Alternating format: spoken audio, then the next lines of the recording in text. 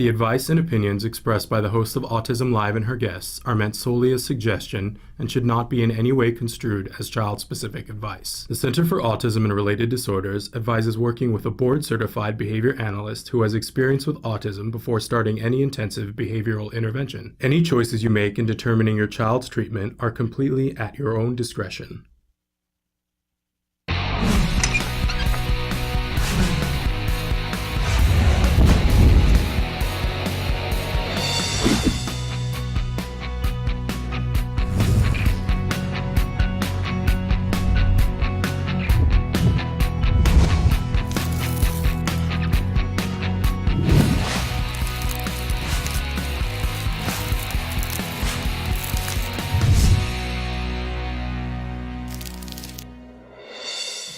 Good morning and welcome to Autism Live. I'm Shannon Penrod and we are webcasting to you live from the Center for Autism and Related Disorders headquarters in Tarzana, California. Welcome, welcome, welcome. It is Wednesday, and Wednesday is one of my favorite days, and usually one of the things that we start out with that makes it one of my favorite days is we have Dr. Doreen Grampachet, and she does Ask Dr. Doreen. Now, I mentioned yesterday that Dr. Doreen Grampachet is not able to be with us today, and we're all sad about that, including Dr. Grampachet, but she'll be back with us next week. And instead of having her here this morning, we have a special extended program of Let's Talk Autism with Shannon and Nancy. We've got two amazing guests, one for the first hour and one for the second hour, and some really incredible topics that we want to be talking about with you here on the show. So before we do any of that, I want to remind you that this whole show is meant to be interactive. Emily's going to show you some of the different ways that you can get in touch with us here, some of the different ways that you can get your thoughts and feelings presented here on the show. So while she's doing that, I'll remind you that our homepage is autism-live.com. When you go there, you'll see that there are many different things that you can do there. A couple of things I want to point out: definitely check out the blog, and definitely, especially more than ever, sign up for our email list. We've got some exciting things that are going to be happening with that email list that you're going to want to know about. But when you are on that home page, you'll see a lovely desktop. There's a computer sitting there. If you click on the triangle on the computer screen, you can be watching the live show or the most recently recorded live show. To the side of that, there's a series of white boxes there. It looks like there's a whiteboard. And then underneath that, it says Shannon is answering right now. And below that, it says your question. So put your cursor in that box and start typing, hit enter, and it will show up here on my screen. There is a little bit of a lag. Going to be honest with you, if you ever think, why is she ignoring me? It's because sometimes, and I don't know what is up with the internet the last couple of days, but it takes a little while. So make sure that if you have a question for one of our guests today, and we've got two amazing guests, make sure that you put your question in as early as possible so that I get an opportunity to see it before they're out the door. But even if they're out the door or you're watching this in a previously recorded version, we still have contact with the people who are on the show, and we can make sure to ask your question after the fact. But it's just so much more rewarding when it's live, right? So ask your questions really early. Now, I want to start by talking about what's going to happen in the second hour. An author is going to be here with us. William Stillman is going to be with us. He is a gentleman who was diagnosed on the autism spectrum himself, written many, many, many books, including Autism and the God Connection. Now, I know that many of you have reported to us that sometimes our kids seem to have abilities in different areas, just things that you go, sometimes you even go, do, what's going on here, right? Sometimes they have just an uncanny connection with an animal where it seems like they really understand the animal. Sometimes there are other things that our kids just seem to have a sixth sense, if you will, about things. If you have ever experienced that, make sure that you're writing in the second hour. Let us know, because those are the kinds of things that we're going to be talking with William Stillman and get his take on those things, what he thinks is going on in those moments. If there's ever been something, I know sometimes with my son, we have this uncanny sense that I can be thinking something and then he says it. And I go, what is that about? If you've ever experienced something like that and thought, okay, is that just my imagination? What's going on there? Make sure you write into us. That will be in the second hour. We're going to talk about some things that might make you go, In any case, so that will be in the second hour. In the first hour, though, we're going to deal with in the news first, and then we have a really remarkable guest that we met. I know you've seen the video that we've been showing we asked the question, what is autism? We went to a lovely, lovely event. Fullerton Cares does the Mardi Gras for autism. We went to that event, and I met some incredible people there that were doing something really remarkable, something that hadn't occurred to me. They call themselves Polo Buddies, and they are teaching water polo to kids who are on the spectrum or have ADHD. And it's pretty amazing story. So we have David Farkas is going to be with us from Polo Buddies, and we'll be talking with him. That'll be a little bit later on in this hour. Excited to have him here with us. I know it just isn't something that would have occurred to me, but wait until you hear all the amazing things that they're doing with our kids using this particular sport. I think you're going to get excited and want to know more about it. In any case, we're going to take a break, and when we come back, we've got a bunch of news for you. Then it will be Polo Buddies with David Farkas, and then in the second hour, we will be talking with William Stillman from Autism and the God Connection. We'll be right back after these messages.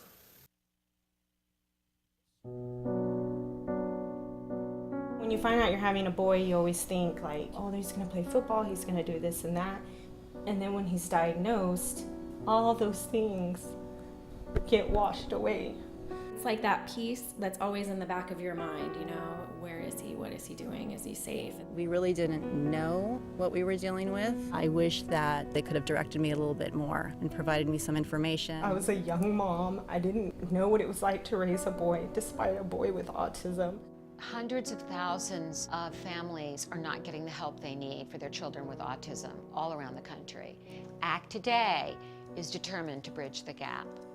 These families really have to go through a lot to get a grant. The application process isn't easy. The records, the diagnosis proof, they're really battling for their kids. So when we can give them a grant, it is so wonderful to see that they succeed in getting that help for their children. Our founder, Dr. Doreen Graham-Pichet, is an amazing woman, and she is one of the world's foremost authority on behavior of children with autism. She's extremely knowledgeable, and she oversees every single grant we give. She is part of that process. People may think of autism care and treatment as simply schooling or therapy, but you know, we provide important safety supports, things like fencing, for example. The whole family's living in fear of that child running out into traffic. I recently delivered an iPad to a little boy with some of the apps that are out there for children with autism. Miracles happen. I got the iPad from ACT. From ACT, What yeah. did it say? Can you repeat that, Dustin? I got the iPad from ACT. We have helped so many military families, and when I think of these brave families that are fighting two battles, one to protect our country and one for the right treatment and care for their children, it breaks my heart, and I think we have to do more as a nation to help them. There's not a day that doesn't go by that we don't think about it. Some people say, oh, he's normal. You don't see the battles that I see every single day. My husband does have to deploy, and when they get on that bus, that might be the last time that my kids ever see them. So I called, and they informed me that he had received a grant, which was like a blessing from above. I was just like speechless. I just started to cry because, you know, without it, we would have been lost. The ACT grant was a total miracle. Without that, they wouldn't be able to receive the service dog. So we're so appreciative what they've done for us as a family. Recently, ACT Today funded a program for military children with autism in San Diego, the Inclusion Films program, which is run by Joey Travolta, and teaches kids on the autism spectrum literal filmmaking skills. They learn how to make a movie. Are we ready? There you go, got it. Okay. Everything that goes into the process of making a film goes into everyday life. So they're learning life skills, they're learning to collaborate. It was really nice to know how much they were enjoying this camp, and they're with people who are supporting them and are making them feel great about themselves and their differences and their similarities. And I get two kids that are working together and apart and together and apart, so it's an interrelationship as well as a camp and a learning experience.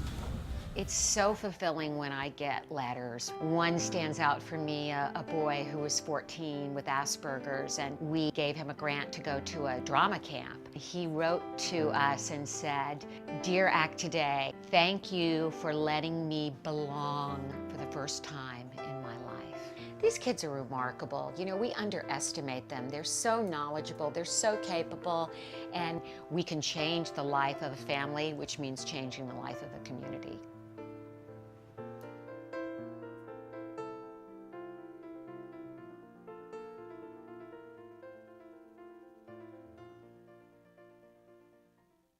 Well, look who I found. Ah, yeah, you dragged me in off the street, literally. My hair is all a mess. You've been Your trying hair's to... gorgeous. All right, well, we had to fix it. It was, you know... As you can tell, we don't have professional hair and makeup people on this show. What are you saying? Are you saying that my coif is not pristine? No, you know, I think you always look wonderful to me. Well... Whenever I see you... Did you hear the qualifier there to me? You brighten my day. Thank you. As do you. You're All the right, Energizer Bunny who always brings in the Energizer. Okay. So, our total staff is Emily. Yeah. That really is it. And us. And us. Which is kind of remarkable. But I had said at the top of the hour, if people are just tuning in and you were thinking you were going to watch Dr. Doreen Granpeche this morning, sorry, she's not here with us this morning. Right. But instead, you get two count them, 2 hours of Let's Talk Autism with Shannon and Nancy. We've got some great guests today. We do. We're going to have some great guests with some great information for those of you with kids on the spectrum. And our second hour is, did you tell them at the top of the show? I told them and asked them to be writing in. Yes, be writing in, because Bill Stillman, remarkable, William Stillman, remarkable self-advocate, therapist, does a lot of work in the field of Asperger's and is on the spectrum himself, of course. And he has written a book called Autism and the God Connection and several other books that we're going to hear about. But I read that book and was fascinated by it, because I'm one of those people, and you know, there's a variety of terms that are used for this with your child. Some people would say ESP, or I said like a sixth sense, or just things that make you go doo-doo-doo-doo. Sort of like extrasensory, you know, abilities, or maybe seem tuned in sometimes. Tuned into what we would say is the spiritual world. Okay, now in my situation, my son Wyatt speaks to his grandfather up in heaven all the time. And he speaks to BG, his beloved Jack Russell, who died around December, all the time. And I find him in conversations with them. And he also told me a long time ago, when one of his first dogs went to heaven, this was about 7 years ago, he told me that Jesus gave Hunter a blue lollipop in heaven, which I thought was very interesting. That is, and that comes under the heading of interesting, definitely. Yeah. Yes. And I said, oh, well, you know, so Jesus gave Hunter a lollipop. Tell me more about that. And he goes, well, Hunter likes blue lollipops, and Jesus gave her one. Now, some of this, you know, obviously can be inferred from things they are taught in school or in the home. But when I watch Wyatt out in the yard going, Papa, come back down, I miss you. Papa, I did really well at school on my test. I kind of feel like he, whether it's real or not, he has that connection. So we want to hear from you. We want to hear from you about what your children maybe have special I was things. saying that Jem, I can be thinking about something unusual, and Jem will then say something about it. And I always go, what's that about? Yeah. How does that work? Well, it's that tuning in, you know, and I think Bill Stillman's going to talk a little bit more about that with us. Fascinating. So we'll check that out. But we've got some in the news, and then, as I mentioned before, our special guest, David Farkas from Polo Buddies, is also very interested in this, because my son loves water, but we have some issues with water too. And fascinating on many different levels. So we're going to talk with him about that. But we've got some in the news to talk about. First study that we wanted to talk about, a new study talking about life stressors triggering a neurological disorder in offspring. They've discovered that, and past studies have shown that when an expectant mother exposes herself to alcohol or drug abuse, or she experiences some trauma or illness, her baby may later develop develop a psychiatric disorder, including some forms of autism and post-traumatic stress disorder later on in life. Yes. Now, new findings, and there's a new study published in Neuron magazine, identifies a molecular mechanism in the prenatal brain that may help explain how cells go awry when exposed to these environmental conditions. Now, I know Wyatt was adopted. He was adopted. So you don't know, or do you know if she was know. exposed to any stress during pregnancy? Enormous stress. Okay. Now, in the case of Wyatt's birth mother, there was not any drug abuse on her, with her. However, her parents, there was drug abuse. Which would be stressful. It's very stressful. She experienced, well, her mother left the home when she was, I believe, around the age of 13 and was a drug addict. And then, and this is, you know, we're not naming the person's name here, so I do still have a relationship with Wyatt's birth mother. Lovely, lovely young woman. And, but after about a week, 2 weeks after Wyatt was born, she found her father dead of a drug overdose. Wow. And prior to her placing Wyatt for adoption, she had already split up from the young man, Wyatt's birth father. So I would say there's a little stress going on there. Absolutely.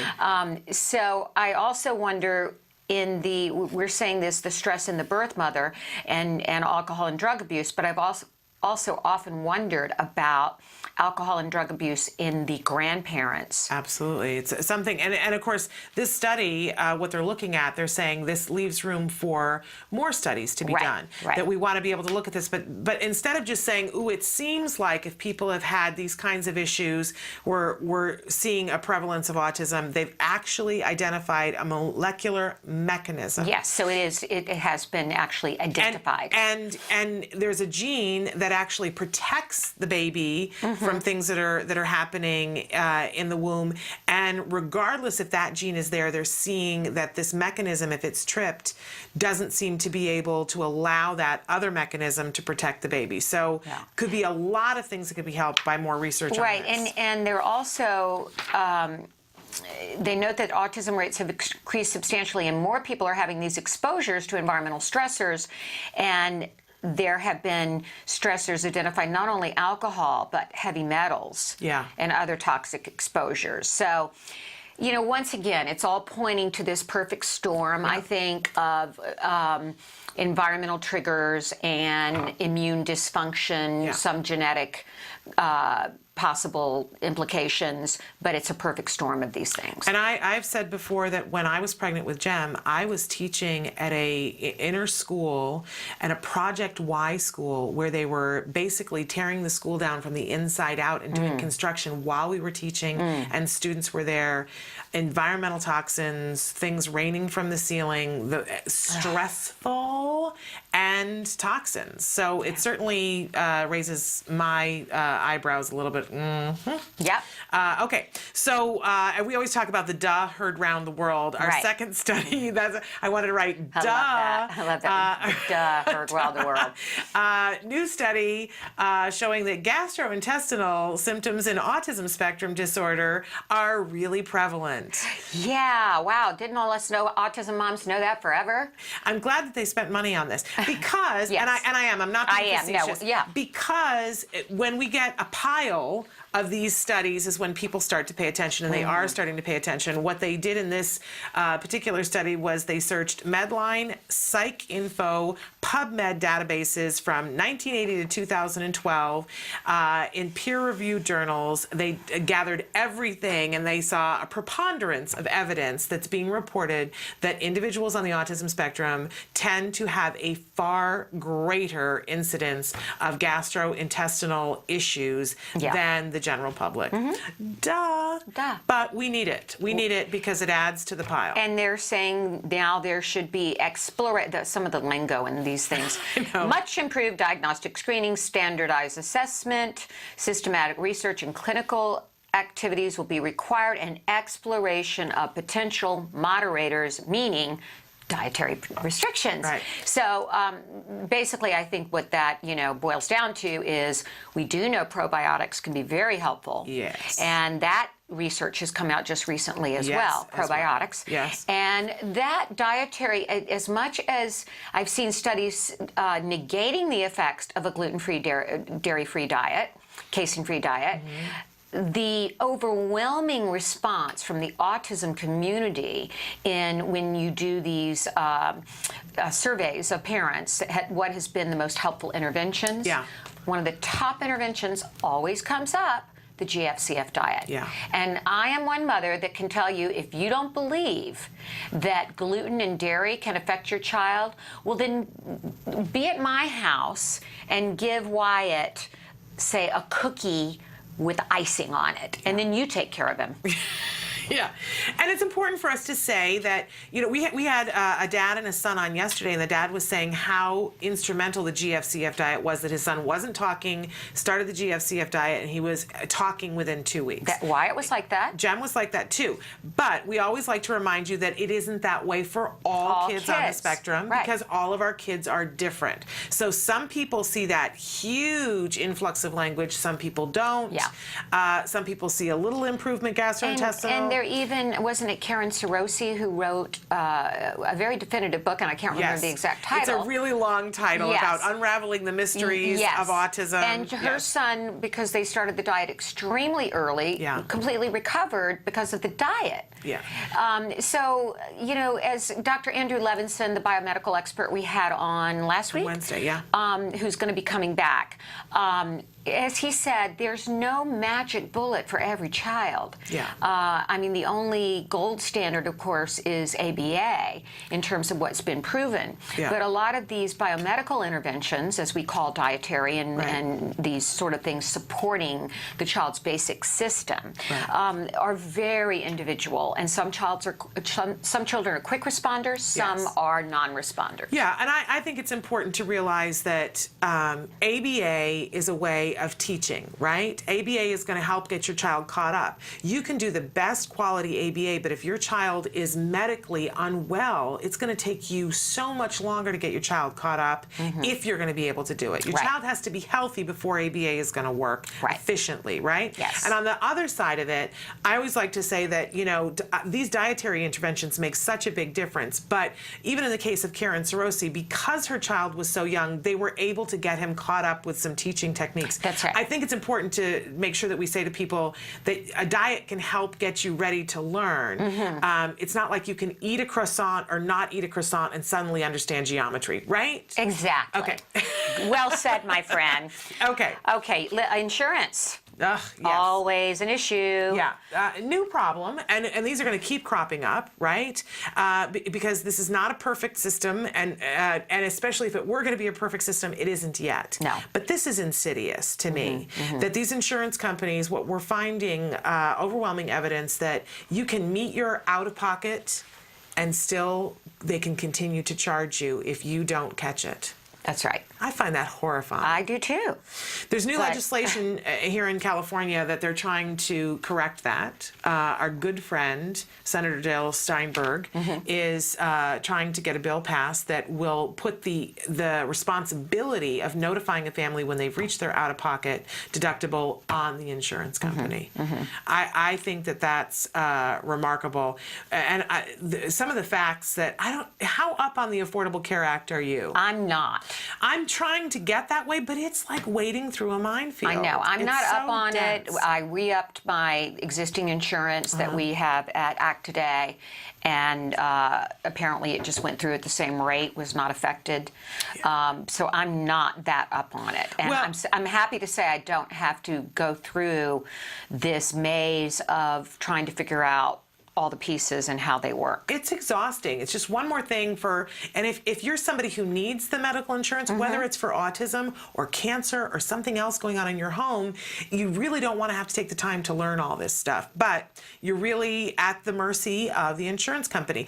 I did not realize that under the Affordable Care Act, the maximum out-of-pocket cost in 2014 is $6,350 for an individual, $12,700 for a family.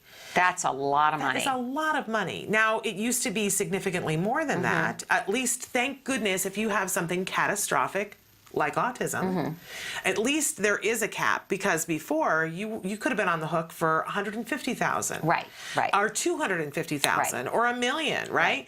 But it's still an awful lot. It's debilitating for a family, and we hope that Senator Steinberg is successful in getting this bill passed that would put the requirement on the insurance company that they would have to notify the person when it's been met. Right.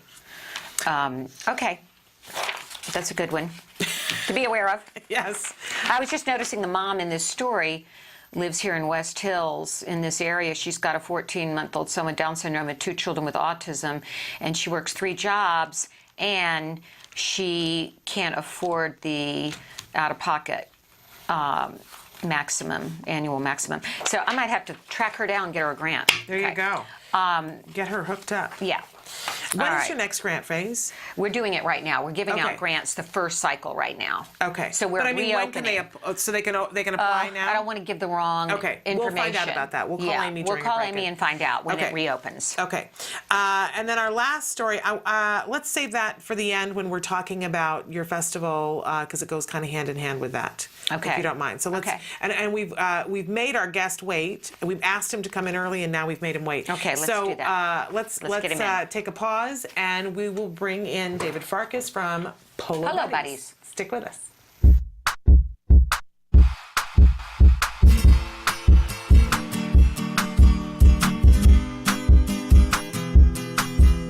Hi guys, welcome back to Smarty. This month we're going to be making a mandala. Mandala, you ask? What's that? Well, in Sanskrit, that means circle. And you'll see what I mean in just a moment. Okay, the materials you'll be needing for this project are colored paper, scissors, and glue. I'm assuming a lot of you guys have made paper snowflakes before. Well, this is the same idea, except for we're going to be doing it with A, lots of color, and then B, we're going to be layering it up. So, first step we're going to have to do is fold a piece of paper so when we cut it out, there's going to be a repeating pattern on it. So what you're going to do is fold it in half. And then you're going to fold it in half again. Make sure your lines are super creased. Okay? And you're going to keep doing this. You're going to keep folding it in half as many times as you can possibly fold your paper. So now that this is folded in half as many times as I physically can fold it, I'm going to take my scissors and I'm going to cut out the excess. So here's the paper with all the excess cut off. If I open it up, boom, it's a circle, but it's missing all the wonderful patterns in here that repeat. So let's fold it back up, and what we're going to do now is we're going to cut the shapes in it, kind of like a snowflake. So get creative here. Remember, don't go all the way through, or else you're going to just cut in half. So have fun with it. Okay, since my paper is, as you saw earlier, double-sided with different colors, I'm going to cut out the center part, and I'm going to flip it. I know that sounds crazy, but you'll see what I mean in a second. Alright, so let's open this up and take a look at it. Ooh, so you see that? I've got a perfect circle with a repeating pattern. Exactly what I wanted. Alright, so I've cut out the center part that I cut out for my whole circle. And let's open it up. Look at that. It's another circle, but it's smaller. I'm going to take this and place this in the inside. So the basic idea of the mandala is you're going to take your construction paper, fold it like I just showed you, and then cut different sized triangles, which will turn into circles, so there'll be layers of colors with the pattern. And of course, while you're doing this, you can talk about colors and to have them work on their cutting skills. So now that I've cut out several snowflakes, I am going to start gluing them down on a piece of paper. Here's my mandala. It looks pretty finished, and it can be. But if you have an older kid and you really, really want to hone in on working on pattern making, you can take this little scrap pieces that you cut out and have them add to the pattern themselves. Well, I hope you and your child enjoyed this project and learned a lot from it. Until next time, guys, craft on. Can you see me flying by your side? Welcome back to Let's Talk Autism with Shannon and Nancy. We have a very special guest with us. A handsome young man. David Farkas is here with us. He has been a club water polo coach for over 13 years. He was a 2-time water polo captain and All-American at Claremont McKenna. He has also played professional water polo in France. That must have been fun. Very fun. He is the founder of Autism-Aquatics, am I saying that right? Water Polo Club, where he is the head coach and the director of the program. And in November of 2012, along with Coach Brittany Cornwell, he co-founded Polo Buddies water polo and swim class. Yes. I can spit that out. And since that time, Polo Buddies has gone from one class with 6 kids to multiple classes at 2 different pools, with a 3rd location about to be added soon. And we were just talking to him about how he must franchise. Because this is a great idea. Yes, it is. Welcome to the show, Thank you. I appreciate you guys having me. What we were talking about is with franchising, it's all about training coaches. That's what I've been telling people. This program is all about the coaching. Well, tell us about the program. Sure, what absolutely. is Polo Buddies? Okay, Polo Buddies is a beginner-level water polo class for boys and girls ages 7 to 15. It's not a special needs class. It's not a typical class. It's an integrated class. Okay, so any kid can sign up for Polo Buddies.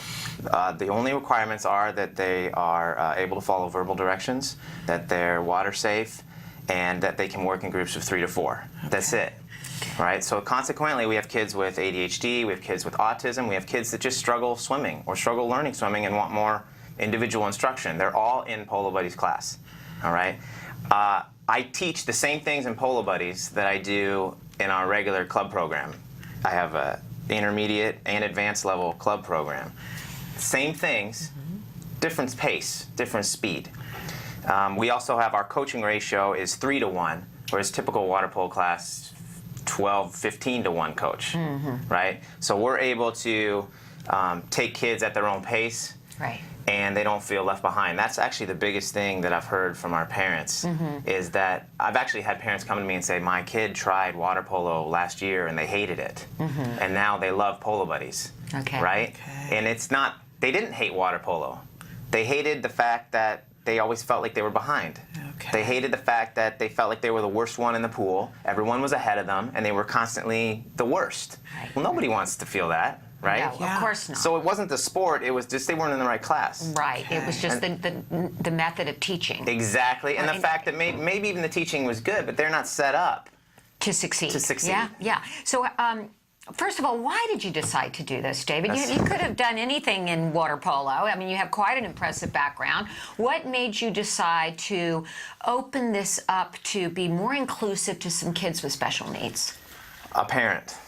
About 6 years ago, I'm going to say, a parent of a girl that I was coaching had an older brother who was autistic. And I can remember this like it was yesterday. We were on the pool deck, and the parent was coming up to me before she was going to pick up her child. And she said to me, she's like, I wish I had started my son in your club program. And, started telling me I didn't know very much about autism. And she started telling me about her autistic son and what he struggles with. And she said, you should think about opening up a class for autistic kids. They love the water. So it's only natural they should get into water polo, and they struggle with team stuff and communication and all that, and losing in adversity and all the things that go along with teaching a team sport. So that idea, I thought it was interesting, but it just sat in my brain, for a couple years. And then a few years ago, I just said, you know what? I want to do it. And normally when I want to do something, I go for it. So we went for it, and it happened. And like I said, we started with like the 6 kids. Now we have our limit's 12 kids, right? We filled up 2 of those classes at Splash. So we have 2 classes with 12 kids, and we have a wait list right now. Amazing. So what are some of the skills you work on in this program? It's a couple things, twofold actually. There's actual water polo skills, and that's why I brought the performance awards. Oh, what are those? These are so this is the brainchild of myself and Coach Brittany Cornwell. But I have to give credit. Brittany does all of the arts and crafts stuff. So everything you see on this performance award, I don't know if they can see it, is Brittany's handiwork. You can see she puts an enormous amount of effort. Each one of these performance awards is totally unique and handmade. It's very creative. So what we do is, it says Egg Beater Pro.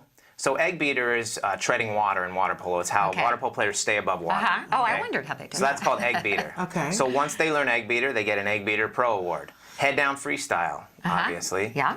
Trusty teammate. They have to be a good teammate, and they have to be consistent with their good teammate. They get the Trusty Teammate Award. And we give them specific things on how to be a good teammate. That's one of the things we teach. Right. Head-up freestyle, obviously important in water polo. And then perfect passing. We work on their passing technique. Okay. So, I love this because each one of these they can earn, and they're all puzzle pieces, and they adhere together to make the whole piece together. Yeah, they're Velcro, and what we do is we give whatever skill award they win first. Let's say they win Egg Beater Pro first. Then they get the Egg Beater Pro puzzle piece on this white piece of paper with the Velcro. You can turn it right there so they can see. There we go. Yeah. So, and then so we tell them they have to keep this. Put it up on their room. Yeah. And then as they get another one, they get this one, then they take this one, and then they put this one on their little puzzle. So this is a system that most of our kids on the spectrum are very familiar with. Are they? Good. You didn't know that? No. Reeks of ABA. Really? I didn't know. I didn't know that. Well, you just somehow figured this out, because let me tell you, Wyatt would be going, I got to get my head down freestyle. I'm working on my head. When do I get it? When do I get it? They're very reward-oriented and very visually oriented, most of our children with autism, and you probably figured this out. We did know they're visually oriented. We didn't know that they do. Yeah. Oh, rewards are big. ABA is all about this, and we're very familiar with the Velcro. Oh yeah, Any ABA She's the parent, Velcro queen. Yes, there's always like a chart with a Velcro thing to reward things. This is right in the wheelhouse. You didn't know it, but you practically have a degree in ABA. You do. So I'm just thinking, man, Wyatt's going to love this. Yeah. We could get him into this program. I think we should, first of all, tell people how they can find out more about the program. So where can they go to find out more about Polo Buddies? PoloBuddies.com. Okay. Okay, we have it right up there on the screen for the parents. And for those of you who aren't in California, we are going to be talking in the next segment about a series of videos that you guys have too. So if you don't feel left out if you're not in Southern California, and we are pushing the franchise thing as well to try to talk into that. But we're going to take a break, and we're going to show a video of what you guys are doing at Polo Buddies. And then we'll be back with more. If you have a question, make sure that you're writing it in. So take a look at Polo Buddies.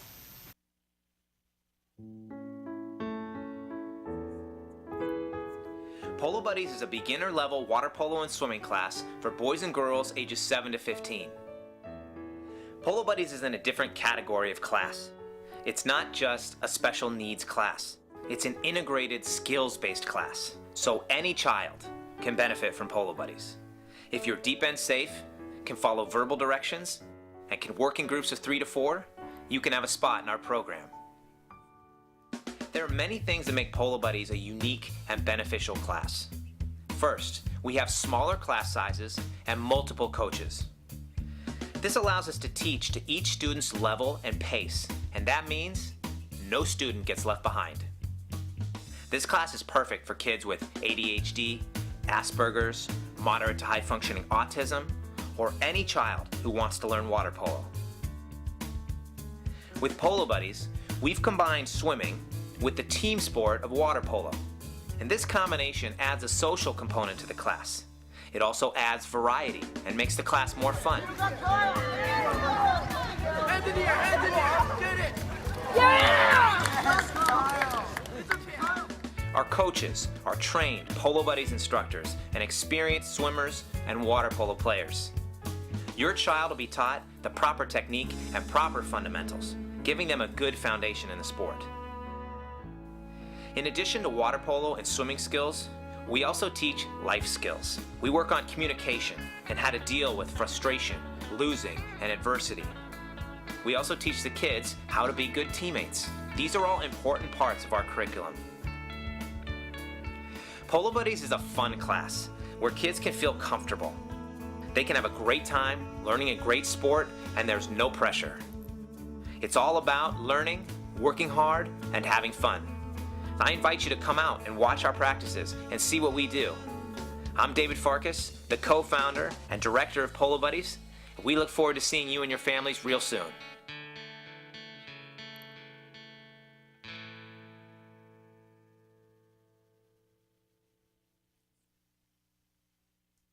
And welcome back to Let's Talk Autism. We are talking with David Farkas, who is the head of Polo Buddies, the founder of the Shaquatics Water Polo Club.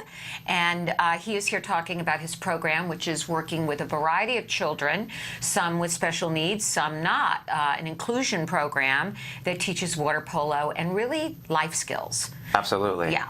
So let's talk about your mission, your mission statement, talking about the variety of skills you teach. The overriding message to kids is learn, work hard, and have fun. Tell us about this model of teaching. Yes.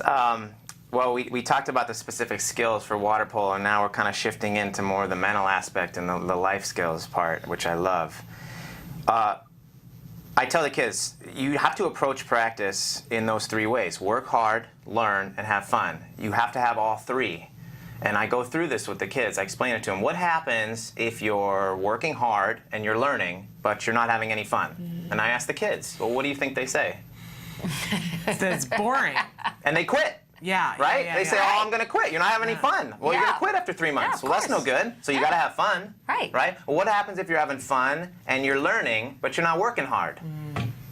You're not going to get any better. Right. Oh, and then working hard and having fun, but you're not learning. You're also going to be staying in the same place. Mm-hmm. Right? So when I explain this to the kids, it makes common sense. Yeah. And they say, oh, okay, right. Because I mean, it's incredible. Where we're at our pools, we have beautiful locations, especially where we started at Splash, La Mirada. It's absolutely gorgeous. Mm-hmm. And we are prime time, 11 to 12 on the weekends. I mean, when I come out, it's just paradise. Right. Mm-hmm. We're in the water. We're playing with balls. We got a team. I mean, it couldn't get any better. And yet all have kids come, and it's like, I tell the kids, it's like, did your puppy just get run over? You know what I mean? Right. Why? Right. There's no reason. This is paradise. It doesn't get any better than this. Yeah. Right. So you need to come in, and if you're in a bad mood or whatever, that's fine. Just flip it off and get into a good mood. We're playing water polo. Right. Come on. I want to come do this. You're getting me all psyched up today. It's awesome. Get psyched up. We have Nancy. a blast. Yeah. But we do push them to learn, and we do push them to achieve. Because that's the kicker. When you can get a kid to learn something, work hard at something for a while, a couple weeks, maybe a couple months, and then get it. Yeah. Everything changes for them. It And you look them in does. the eye, and they have the feeling that they achieved something. Yeah. And nobody gave that to them. They earned it. They earned it. And they know it. Now, David, You can't take that away. No. with kids on the spectrum, what, in your opinion, is the difference between our kids on the spectrum and, say, a neurotypical kid, and how you approach that teaching modality? Yeah, that's a great question. I'm going to say there's no difference, with the caveat that it's a difference in degree. Mm-hmm. Okay. So these life lessons things that we've talked about, and there's more, that we work on in Polo Buddies, I work on the same things in my typical groups. Okay? If I work on dealing with how to lose in my advanced group, I'm dealing with how to lose in Polo Buddies. So that's identical. Where it changes is, we talked about them being more visual. Yes. So I try to use more visual things with my Polo Buddies students. We take a little bit more time to explain it, and we really hammer it home over a period of a few months. So reinforcement. Exactly. Reinforcement. We have another ABA. And reinforcement's important at every level with every kid. Yes. But maybe more reinforcement with Polo Buddies, I would say. That's where the degree comes in. More reinforcement, more visual, more one-on-one discussing it with them, and more kind of tailoring to what they need. Because some kids, you know this, really struggle with failure or losing. They lose a game, I mean, it's all over for them. It's like life over. And some not so much. So we can target the kids that really need this. And like, for example, one of our kids right now really struggles with this. So I typed up a piece of paper and it was how to deal. It was for Patrick. Oh, excuse me, I don't say his name. No, that's okay. That's all right. He's still anonymous. We don't know who he is. Okay, fine. Patrick. But I put his name on it, and I wrote how to deal with losing, and I gave him a step-by-step thing. I gave it to him. You're like an ABA pro. I mean, it's crazy what you know instinctually. Well, it's what I do as a coach. And Okay. you have to, that's what you have to do. It's good coaching. It is good coaching. And I imagine all of our kids are different, and they all come with different challenges. And you've already been talking about this a little bit. But I know in talking about this, we have kids that are on the spectrum, and they play together so well, but they're vastly different. Vastly. And so I can imagine if Jem were going to come, there would be things as a parent that I would be concerned about. And I imagine that there are things for Wyatt that you're concerned about. Yes. So we'd love to each ask a question about how would you deal with this. Do you want to go first? Yeah. Well, I had talked to David before because I was so interested in this program when I found out about it. So I called him and I said, my son splashes in the water. He has a stimulatory behavior where he splashes. And he's an excellent swimmer. But what gets in the way is he'll stop swimming and he'll start splashing the water and looking at the pretty bubbles, right? And it's not splashing at other people. He doesn't ever splash other children. It's just, he could be winning, a race, but in the middle of the pool, oh, these bubbles are so pretty, I'm just going to look at them. So how would you deal with a situation like that? Right, and we thank you for that. We did talk about this. This is a tricky one. I'd almost have to work with them and see how it would work. We don't allow splashing during our practices. That's one of the things we don't allow. Yeah. That just starts all kinds of problems, as I'm sure you guys know. Sure. Usually fights don't start as a fight, they start as splashing, and then all of a sudden 5 minutes later you've got problems. So we don't allow the kids to splashing, and this is where the follow verbal directions comes into play. So we will work with the kids and we will be patient on working with them on stopping splashing. Right. If it gets to a point where after a couple of months we're not able to stop them from splashing, we will talk to their parents and say maybe this is not the right class. But I have to say, knowing Wyatt, I think he would find this so cool. I have a feeling that if he knew in this time I'm not allowed to splash, and if I do, I don't get to do it. I don't get to do it. I think he'd be compliant. Or if there were built-in rewards for not splashing, Absolutely. which maybe I could come up with his behaviorist. Or we could come up you with. could come up with that me. would be one of the things we would try to do. Okay, perfect. That's what I thought. And again, I'd have to see, because like you said, he's just splashing himself. How much is he splashing? Does it get in the way of other people? Right. And can we work with him on it? Right.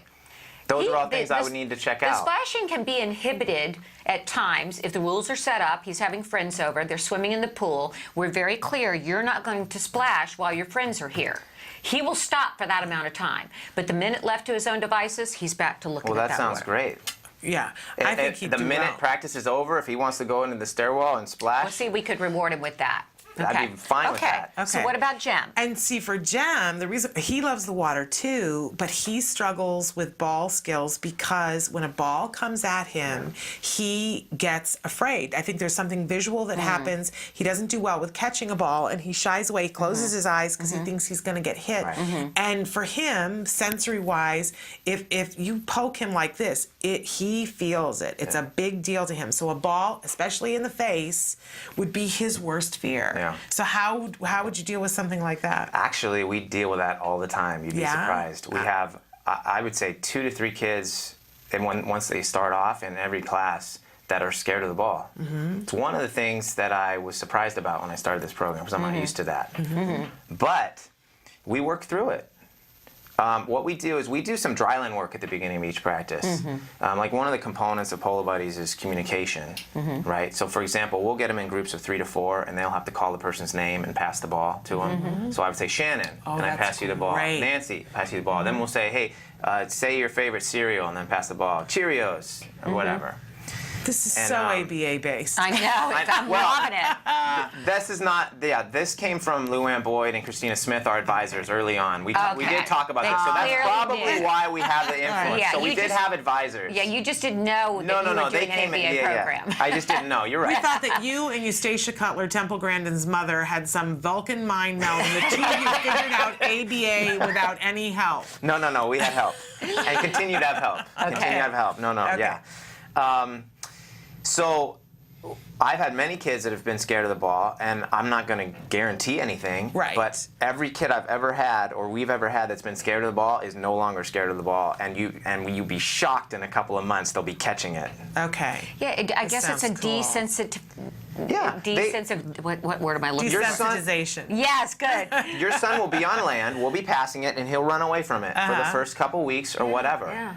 Slowly, we'll work with him, and hopefully he'll get out of that. Yeah. Okay. He'll understand that he can catch it. Yeah, I've seen that happen at baseball with Wyatt. He used to go, ugh. See, but baseball is not rewarding enough for Jem to get through it. Right, We tried right, that, but it's just right, not, right. you know, he's a little bit into football right now because he's got a coach and he thinks it's cool. Right. And I think being in the water, he would think that water polo was rewarding enough that he would potentially work through it for that, for the opportunity to do that. And he wants to be on a team sport, and that's been a tough thing. It is a tough thing for our kids. Well, we just think you're awesome. Yeah. Well, I was thrilled that you guys asked me to come down here. I love what you're doing. For everybody who isn't in Southern California, you do have a video series. So let's talk a little bit about what that is and what the name and how they can get it. Sure. It's Polo 101, and it's on YouTube. So if you searched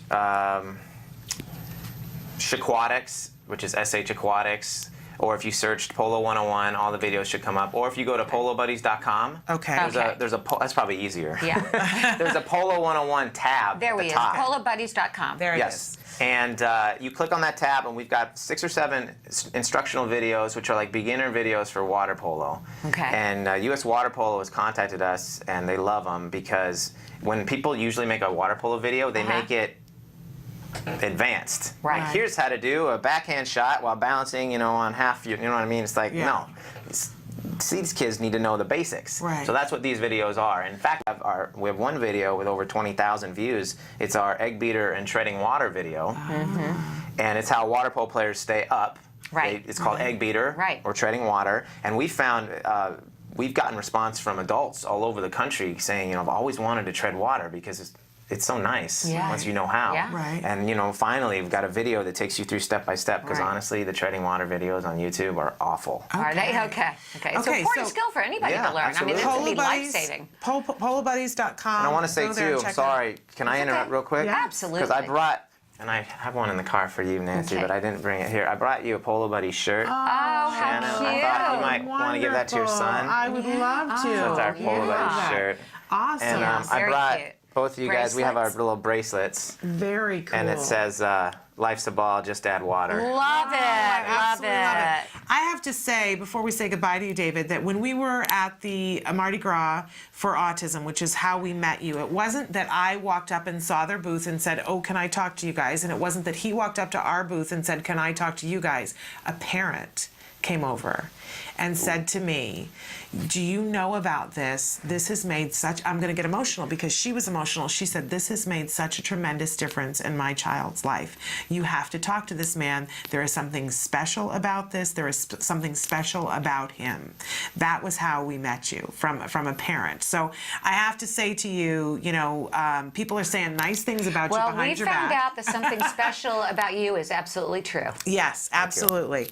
And so she's crying again. Because if you You're could gonna get me emotional, Shannon. if you had seen this mom and what she said, and I'll tell you, when a mom comes up and says, you need to go and talk to that person because something amazing happened with our kid, I listen to that, and I know you do too. Because there are, David, people in this world that are gifts to our children. Yeah. And you're clearly one of them. Yes. Thank you. But I do want to mention Brittany Cornwell, the other co-founder. Yes, of course. She's instrumental too. And we need to have her on the show at some point. I know we were trying to work it out for her to be here, and that didn't work out. But we respect the work that you guys are doing. We're going to see if we can't work out a way something for our kids. Yeah. And we're going to pressure him to make this available to all of you. All across America. He's going to run screaming from the building. And then he's going to be at the Olympics with his first, the first autistic child to win a gold medal in water polo. There we go. I see it. Okay, all right. We've been called 2 witches before because we can see things. We like to manifest things in the world. Yeah.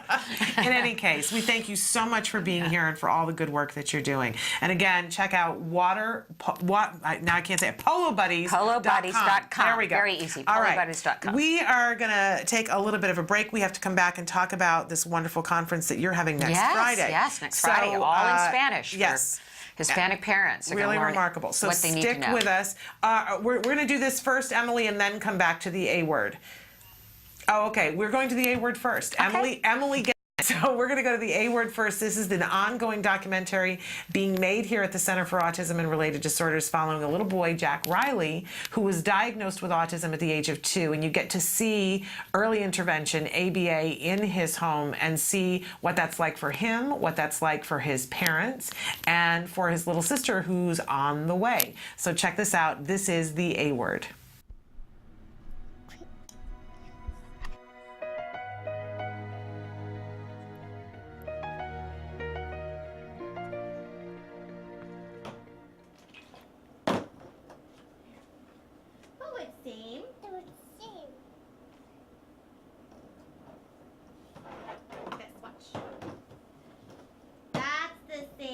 Okay, now you try doing it. So with same.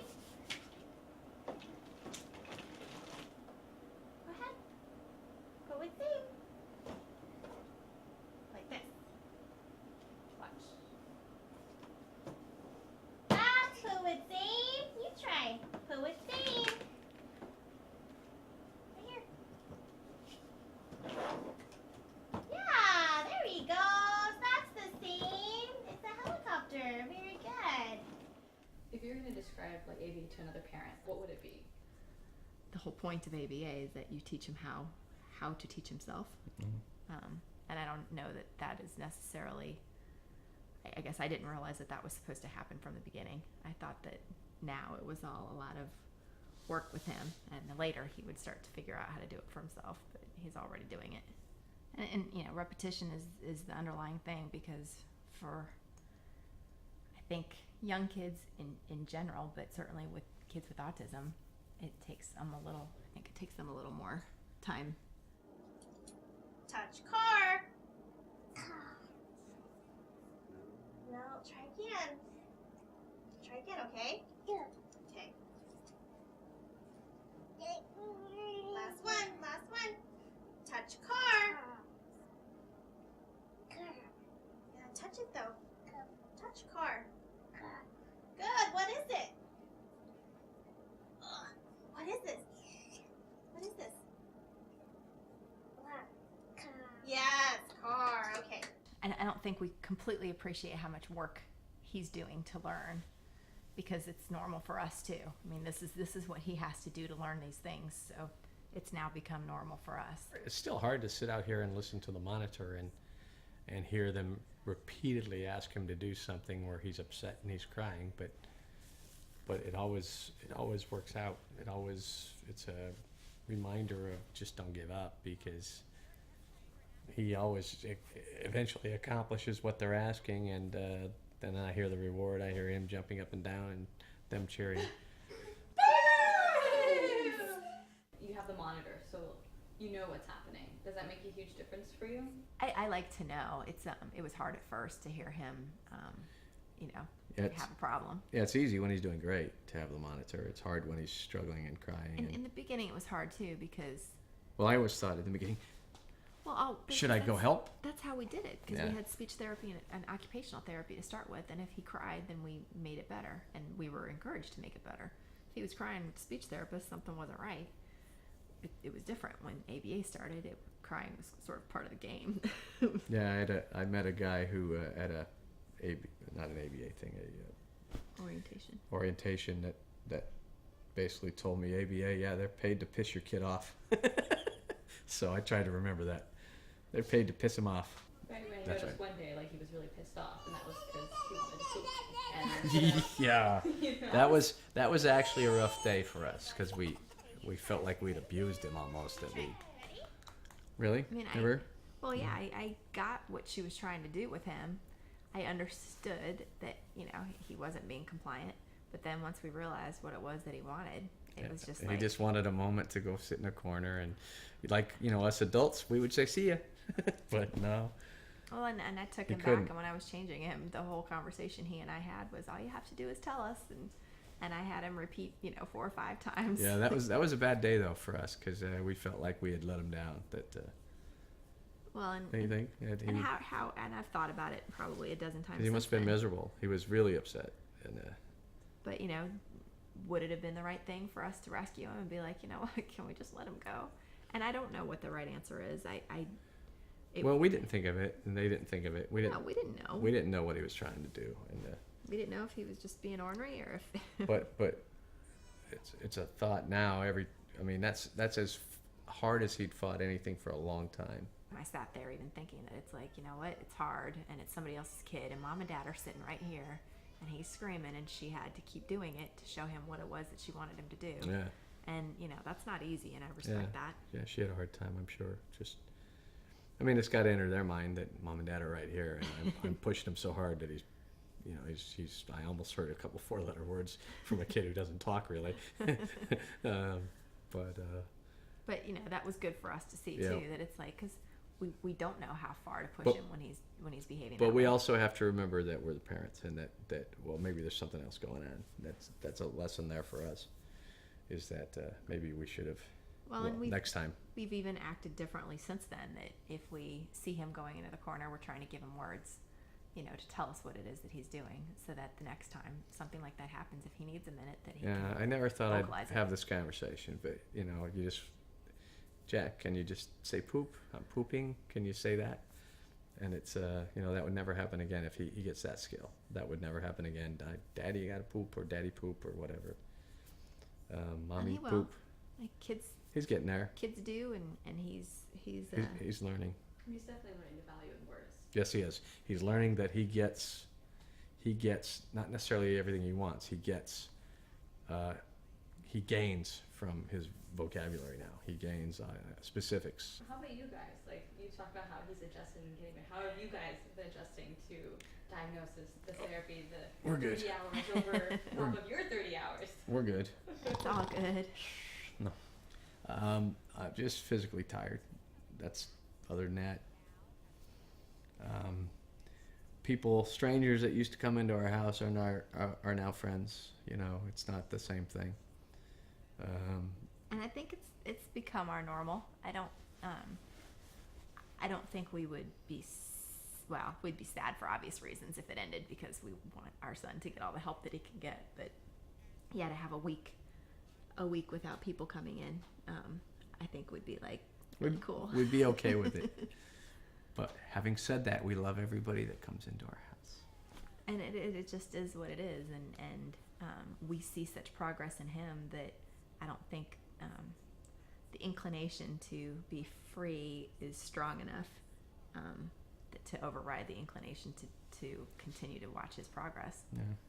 On the flip side of that, if we're being completely honest, and this is the hard part of the honest part, but they help us. We've gotten great advice, and if we have issues, we can ask, and we have somebody to ask every single day, and that's all good. But on the flip side, there are definitely the days too where it's like, do we do anything right? Yeah. There's days where there's too many suggestions where it's like suggestions are. It's easy to suggest when you spend 2 hours or 3 hours with somebody and go home or go to another child. Well, I got them for the next 21 hours too after you leave. Sometimes there's too many suggestions, and they don't mean anything negative. No. I mean, some of the suggestions, even if you roll your eyes when you first get it, like, pause this movie and see if he'll take a bite. Yeah, right. Sure, he will. And then he does. Yeah. So we've learned enough. Which kind of pisses you off. It's like, wait a minute. It kind of pisses me off when they're right all the time. But I did the pausing. Yeah, I paused it. I did. You didn't pause it. I did. And every once in a while we'll whisper under our breath, really. And then it works usually. So it's just a defense mechanism, I think. Well, yeah, I mean, or we feel like Jack, I think sometimes too, that we've lost a lot of control of our world these days. I'm enjoying him much more because he's not as scary to me. As I learn more about autism and about his steps forward, it's less intimidating to me. As we get more skills on how to deal with the rough times, it's less intimidating to me. And I pick him up, he puts his head on my shoulder for 25 seconds, and that's like my favorite 25 seconds. And then of course he looks around, and then I put him down, but for 25 seconds he just puts his head here, which he doesn't always do. Lately he's been doing it a lot. I like that. Absolutely. Very good. That's good. Yeah. Yeah. Sorry. You get no. How old are you? 12. Just checking. I told you.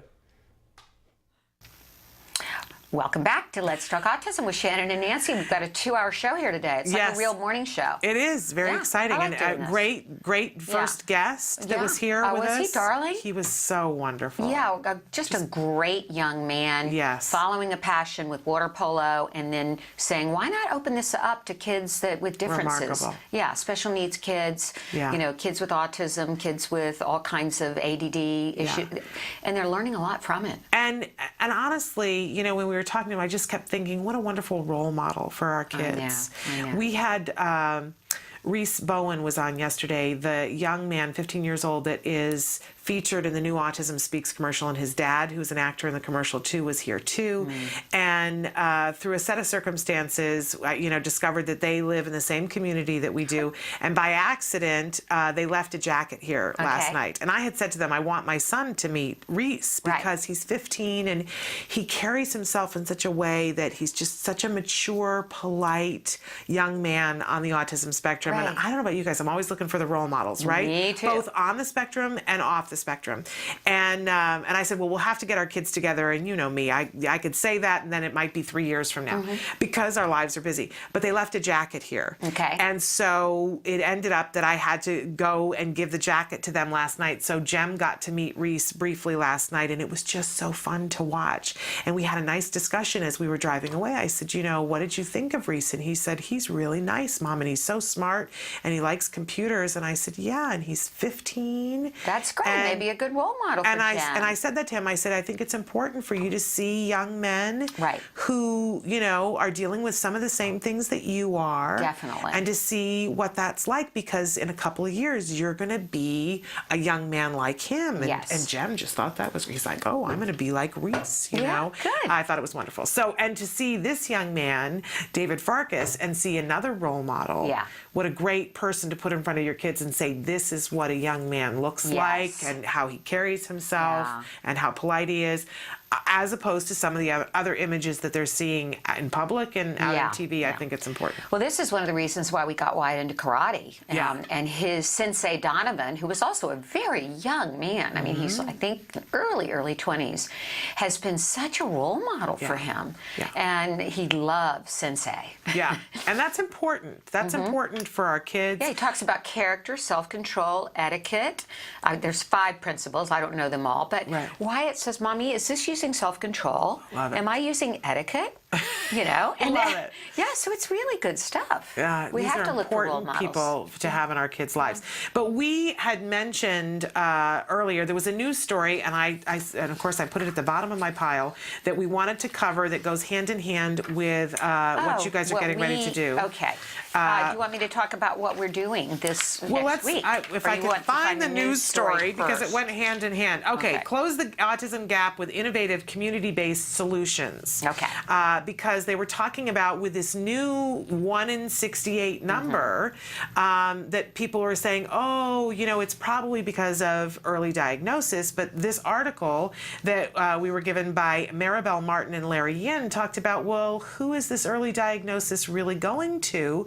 Because overwhelmingly, Caucasian children are, in studies have shown, those are the kids who, with much more frequency, are brought and checked for autism. Right. As opposed to African American children and Latino children, those areas of our community, it's not that they have fewer kids with autism. We've seen that clearly. They just don't have as much access. Right. They're not getting the early diagnostic screening. They're not getting the early ABA intervention. They're not getting the information about it. No, they're not. And then what we're focused on in this conference, which is called Autismo y Familia, which is Autism in the Family.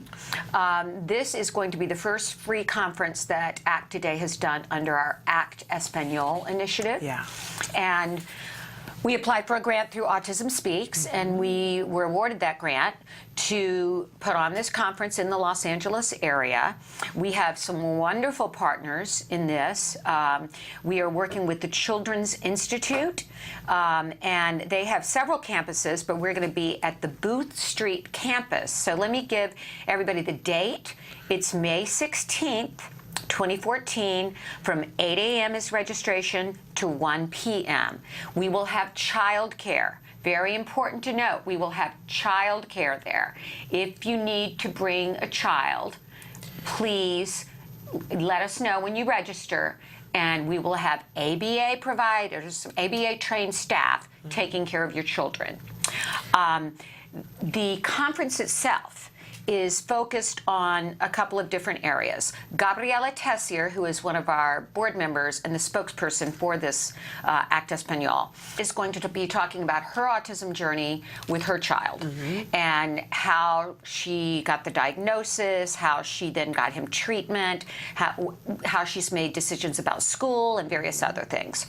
And people know Gabriela because she's an anchor at Univision. Beautiful inside and out. Yes. Amazing mom, amazing woman. Right.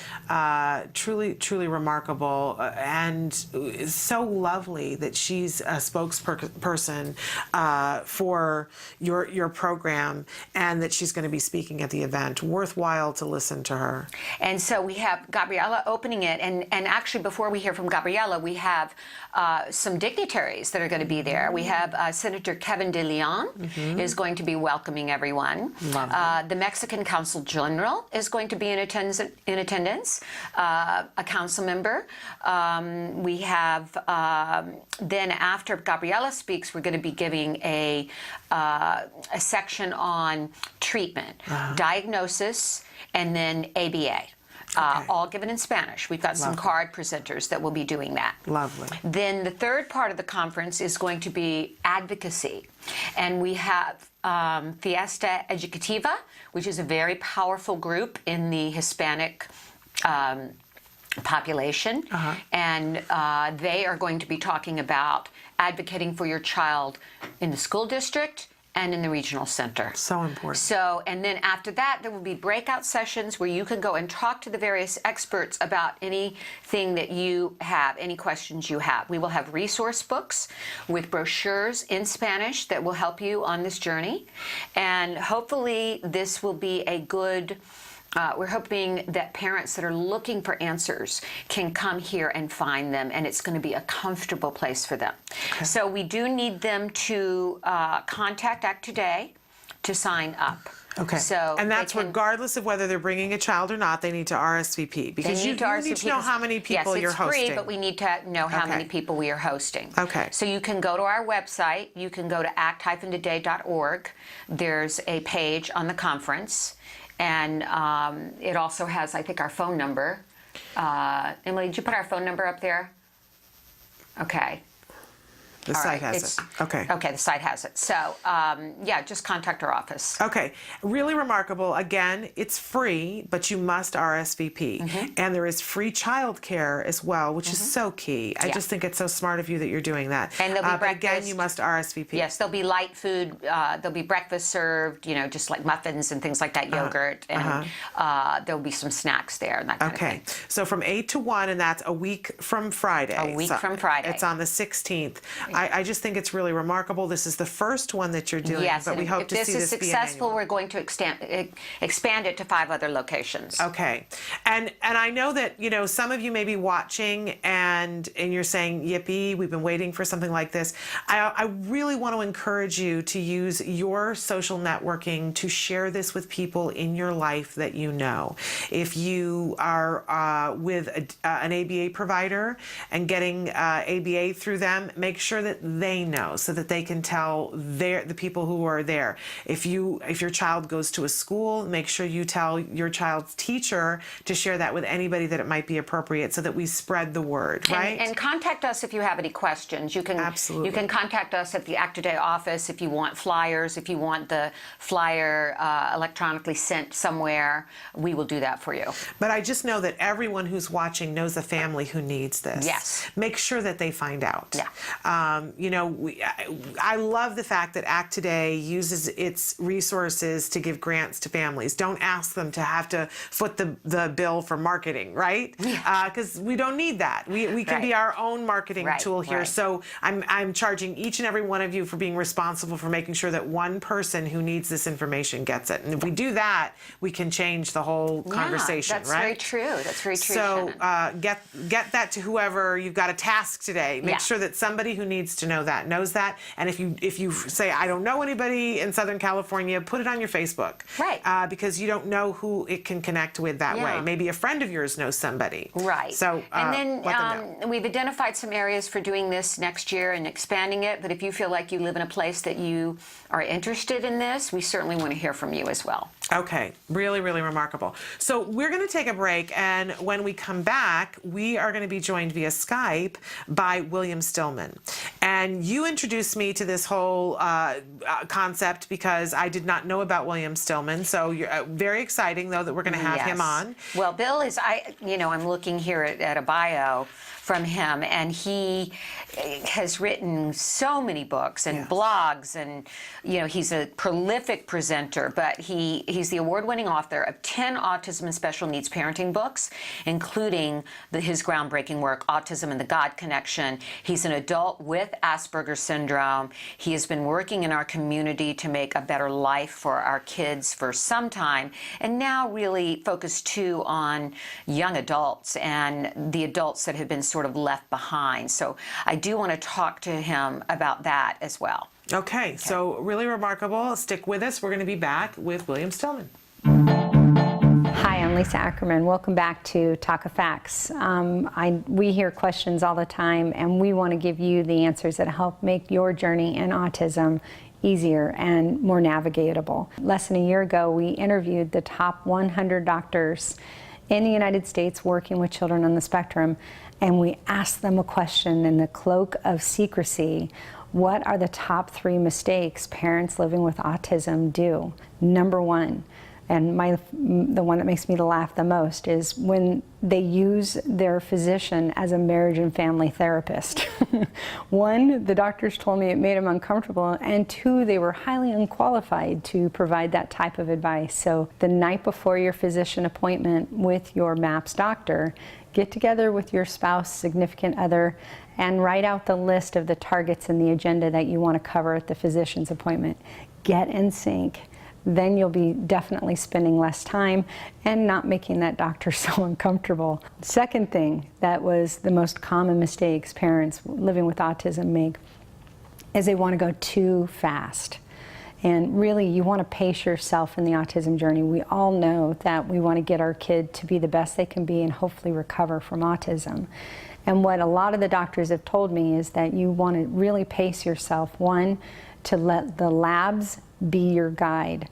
And 2, work with your physician on the prioritization and the delivery of the different medical interventions. The third most common mistake they felt families made was giving up too soon.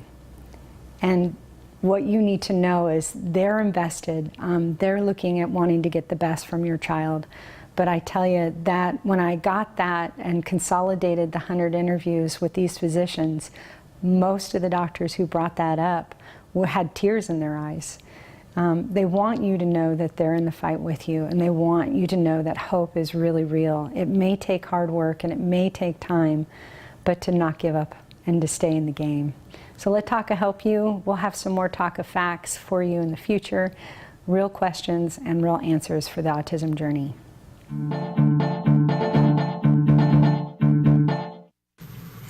We are back with Let's Talk Autism. We have a very special guest joining us today. William Stillman is the author of 10 autism and special needs parenting books, including his groundbreaking work, Autism and the God Connection. He's an adult with Asperger's syndrome, and he has worked to serve people with different ways of being since 1987. His unique logic and unconventional perspective is valued for insight from the inside out, and many have called him the Autism Whisperer. Bill Stillman, welcome to the show. Thank you. Thank you for having me. Looking forward to our chat. Yeah, it's good to see you. And we want to focus a little bit, Bill, about this autism and the God connection. This book that you wrote really got a lot of discussion going, and just recently resurfaced in an article that was sent to me from Senator Steinberg's office. And I wanted to find out, what about this area first interested you? What first drew you to writing about autism and the God connection? That's a good question. I, as far back as I can remember, have always been curious and intrigued by the unexplained, by things that were mysterious and mystifying. That goes back to early childhood. I always had a curiosity about nature and animals and spirituality. Again, as far back as I can remember. But I think that it was only when I actually began working in this field and interacting with families of people on the autism spectrum, children, teenagers, and adults, that I came to realize that my experiences were not isolative, that there were things that were going on for other people that were similar to what I was experiencing in terms of a connection to nature and animals, and having had powerful dreams and maybe making some speculations or predictions of things that came to fruition. And so it happened as a byproduct of being in the field and doing the work, and understanding that this was not paranormal, it was normal, nor was it supernatural, it was natural. So you started to explore various stories from that maybe parents had sent you, or how did you go about finding some of these different interesting connections of children with autism with the spiritual world? Some of the anecdotal information I had already gleaned by virtue of working in the field and making some very personal connections with families. But then I sort of put out an open invitation through the internet in what was sort of the early days of the internet and online chat groups and so on. And I solicited more of these kinds of stories defined by categories of experience that I was finding to be common. And lo and behold, I began to receive anecdotes from people all over the world who were all telling me the same things. They were all telling me stories and anecdotes and experiences that fell along the same themes. And so I found that really curious, and I desired to compile a book that would not only recount some of these experiences, but bring them out of the closet, so to speak, and illuminate some of these truths, not only about the spiritual aspect of many people on the autism spectrum, but also about understanding that we are all connected, and that these are experiences that are manifesting for folks who are highly intelligent, because the most salient and fundamental element of this whole process was to presume the intellect in individuals that outwardly have deceiving exteriors so that other people may think that they are void, vacant, and unaware. So go ahead. How do you explain these occurrences and this connection that you were experiencing, and that all these stories of other families that they've said that their individual who's on the spectrum is experiencing? How do you explain what the experience is to someone who isn't having the experience? To someone who isn't having the experience, I would say, number one, we all have gifts and talents. And some of us are aware of what those gifts and talents are because they guide what we do for employment, or they lead us to what become hobbies and avocations. But it is my belief spiritually or from a religious perspective, that we all have spiritual gifts and talents in order to render service to others through the employ of those gifts and talents. The layperson who may be skeptical or may not have a point of reference, and I believe that was Shannon who was asking the question. It was. Thanks. May be thinking in terms of a strong intuition. For example, a mother or a parent's intuition. You just know that your child needs you to call them or to go to them in that moment. You don't know why you know it, you just know it. And sure enough, when you are able to contact them, they did need your support or consolence in that moment. Another possibility might be folks who have had very powerful dreams, folks who have had some premonitions about things that might be forthcoming that come to fruition, people who have very strong connections with their pets, and so on. What about children? I'm speaking of my own son, Wyatt, now, Bill. What about children that have a very strong connection to those who have passed on to the other side and claim, or don't claim because it's a very innocent type of thing, continue to have conversations with, Wyatt continues to have conversations with his grandfather who passed away 2 years ago, with his grandmother who passed away 2.5 years ago, with his little Jack Russell who passed away in December, and he will tell me, Mom, I talked to Papa today, and Papa told me this. Or he will say, I'll see him go out into the yard, and he's there, and all of a sudden he'll look up and he'll go, Papa, come back down, I miss you.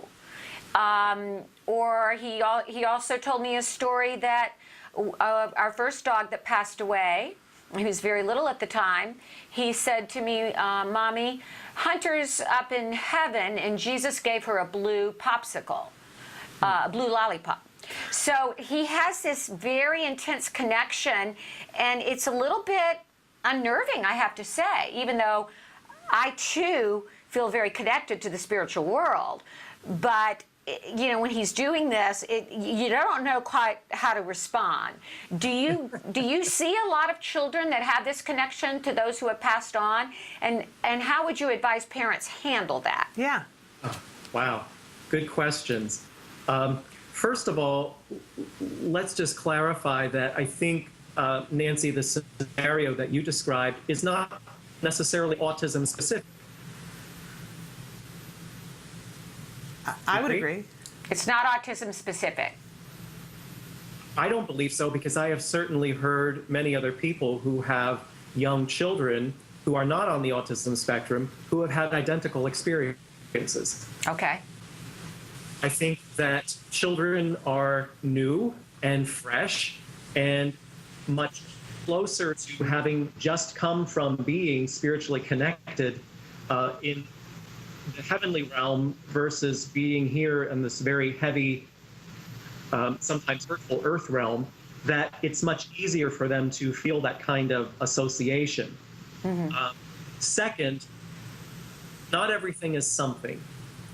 And I myself tend to be very skeptical, and I have certainly been on the receiving end of stories and anecdotes that I thought were coming from people with a far different perception of reality than I have, and I'm trying to be very gentle there. Mm-hmm. So I think that there are some people that go way overboard with some of this stuff. Mm-hmm. And again, not everything is something.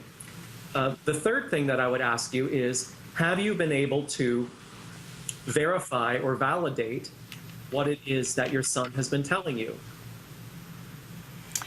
Well, I don't know how I would do that. I mean, well, for example, if he's telling you something about a grandparent that passed either before he was born or a grandparent that he didn't know very well, and he's telling you something about something that happened when you were a little girl, that he couldn't have known otherwise. Right. No, this is more a situation where I believe it was a beloved grandparent and grandmother, both of them. Papa and Grandmama he was very connected to him, and they were both. So I believe it's a yearning to stay spiritually connected to them, and that in his mind, he really does have conversations with them. Well, I think you just answered your own question with your last statement. Understand, too, and I know that you probably realize this, that those of us on the autism spectrum don't lie. And on the rare occasions that we do, we're not good at doing it. We tend to be very frank and very, very transparent. And so I would accept and receive the information that your son is sharing with you, and this is the advice that I would give to any parent, as his truth. It is real to him. It is something that is pleasing to him. If it were something that were disturbing or distressing to him, we'd be having a whole other conversation. Right. But if it's pleasing to him, if it feels as though it's a loving experience for him, then I would go with it. I would allow him to talk about what the experience is for him. That would also be a good opportunity to reminisce with him about the memories that you hold dear about the grandparent or the loved one who has passed on, and let it go at that. Okay, good advice. I think that's great advice. Yeah. And we're going to take a little bit of a break, but we want to be able to send people to a website so they can find out about more about you, William, and about your books. Where would you prefer that they go to find out more? They could go to my own website, which is williamstillman.com. Okay. So definitely go there. There's a plethora of books. It's an amazing site. Lots of good information there. And we're going to take a short break, and we're going to come back. More information. And if you have questions or something that you'd like to add to the discussion, make sure that you send that into our live feature right now. But more with William Stillman after these messages. What is autism? What is autism? What is autism? What is autism? What is autism? What is autism? I've been asking myself that for a very, very long time. Let me think about that one. Trying to just Jeez. Let me think. Oh man, that's a rough one. Yes. Autism. Autism is a neurological disorder that affects many of our kids in different ways. It's a learning disability that affects the cognitive functions of the brain. A lot of people have the misconception that it's a disability, and it's really not. I look at it as like a special gift. When one person thinks differently from another. It's an opportunity for everyone to learn to understand someone that's a little different than them. Autism is the ability to educate. They're given so much talent in different areas. To me, autism means a chance to be with and be around people you really care about. Autism is beautiful. It's a way of seeing the world differently. It's always unique, totally intelligent, and sometimes mysterious. Happiness that comes out of my son's hard work. It's a movement. Unpredictable. That's right. Awesome. Love. The field I want to work in. Laughter, fun, joy. Autism is beautiful to me. I want you to remember these three words. There is hope.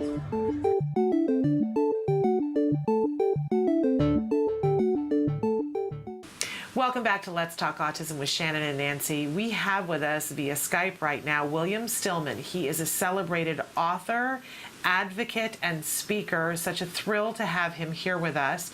We've been talking with him about his book, Autism and the God Connection. And I was saying during the break that I would love to hear a little bit from you, William, about because you were diagnosed, you have an Asperger syndrome diagnosis.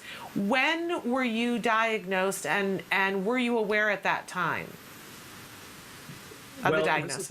This is going back about 20 years. So I would have been in my early 30s at the time, which is not unusual. Most adults who have that more mild version of autism that was called Asperger's, is still called Asperger's syndrome, although it's not included officially in the Diagnostic and Statistical Manual anymore.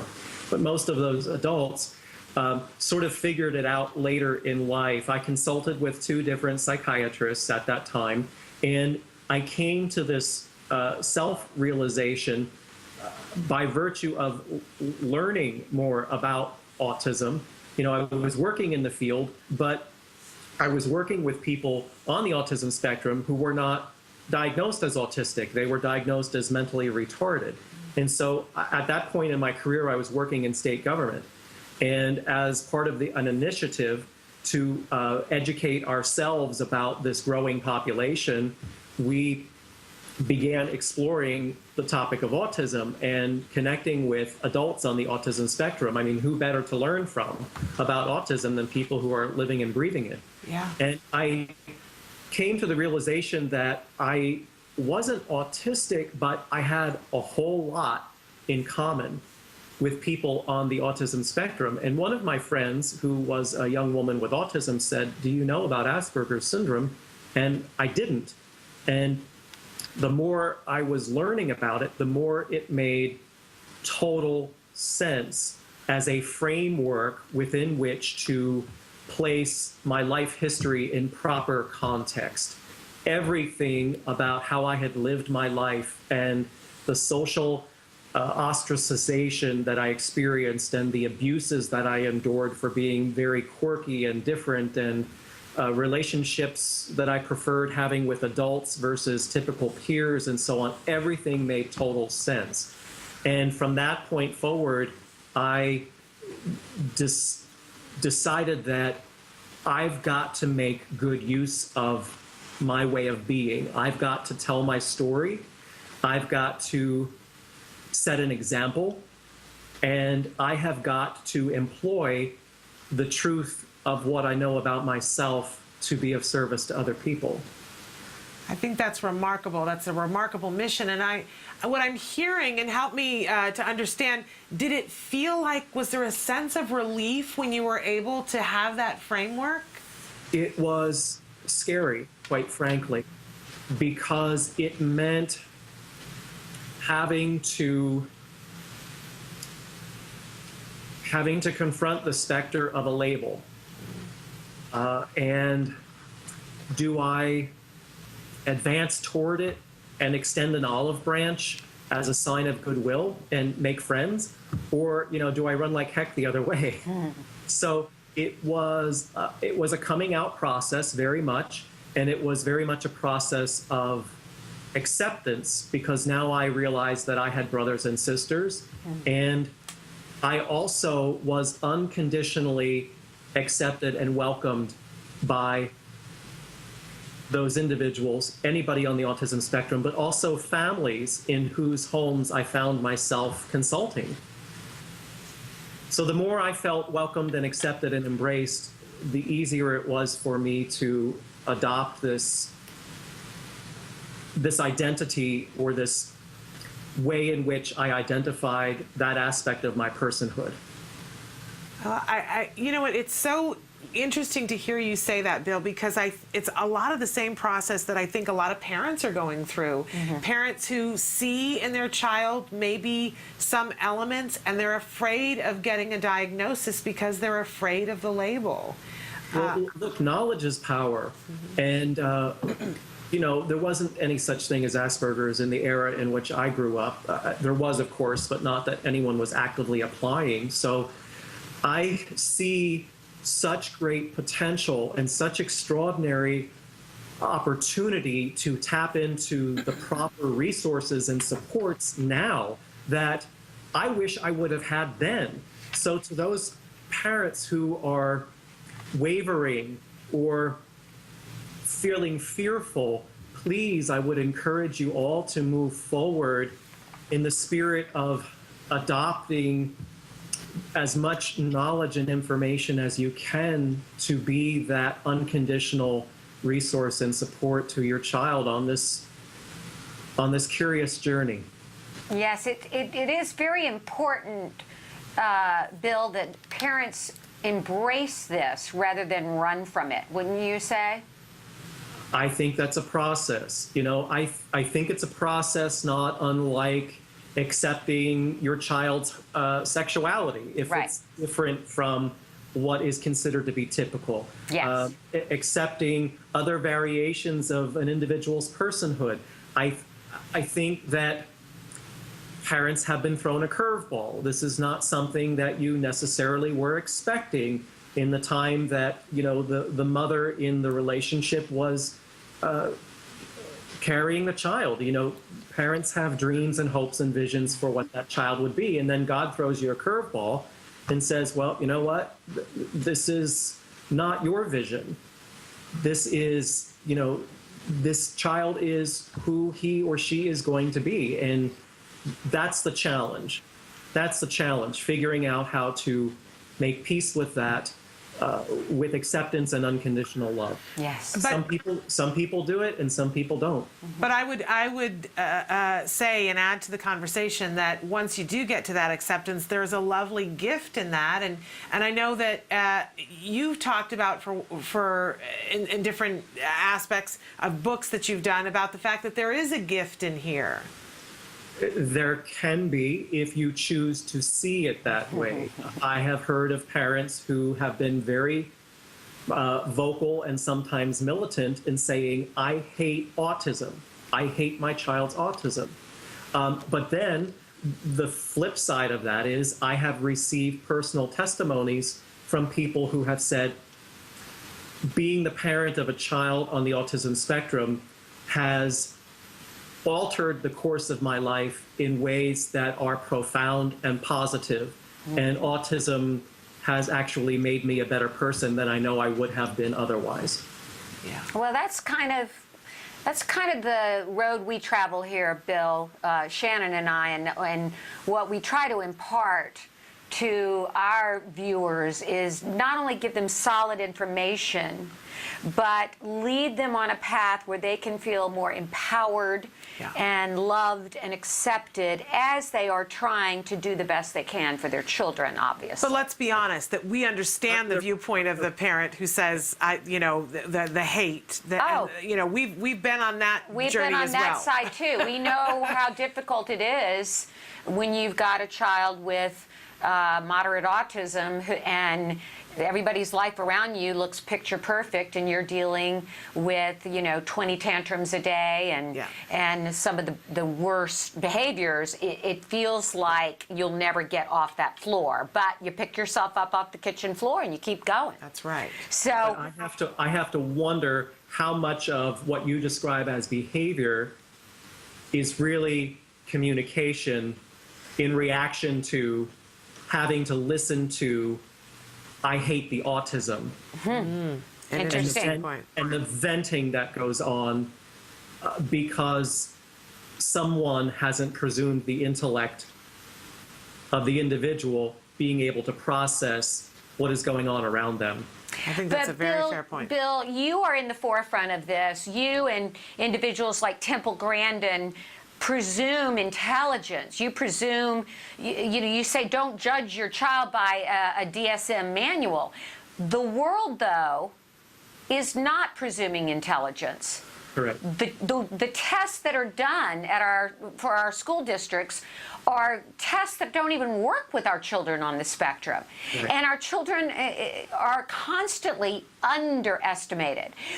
This culture of autism has chosen to focus on the deficits and not the strengths. How do we get past that? It is very much an issue of cultural competency. Truly an issue of cultural competency, at the foundation of which is the concept of presuming intellect, seeing past the label, looking beyond the physicality of the experience, understanding that because someone doesn't speak, that doesn't mean they don't have something to communicate, understanding, respecting, and appreciate that everyone is entitled to the space that they occupy in this world. And if I can't receive that from the people around me who proclaim to care the most, then I'm set up for failure. So I appreciate and value the position that you're taking in that your forum is a venue of empowerment, because as in the example I just gave you, I can't be that child who doesn't speak and who maybe has some self-soothing stuff, not stimming, but self-soothing, and the people around me are believing what's being fed to them in terms of he's void, vacant, and unaware. So when that happens, it sets a regrettable precedent in that people feel that they can take the position of speaking about me in front of me as if it didn't matter, because I'm in my own little world. And when people do that, most of the time they are venting. They are venting or lamenting about my, quote, deficits. And then I'm absorbing all of that and taking that in as this highly intelligent being in a body that's not working for me, like cerebral palsy, like Parkinson's, like Hodgkin's, and so on. And so, of course, I am going to react and respond to that. Yeah, no wonder I don't want the people who are venting about my behaviors to hug me. I push them away because I'm hurt. I've been betrayed in the context of a relationship that should be the most meaningful and trusting.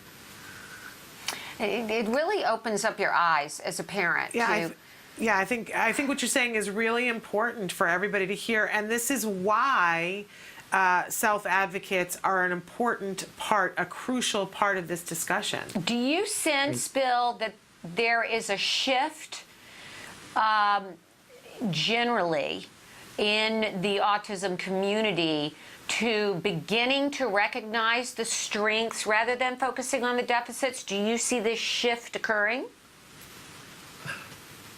I wish that I could say that I did, but in going on 30 years in this field, not much has changed.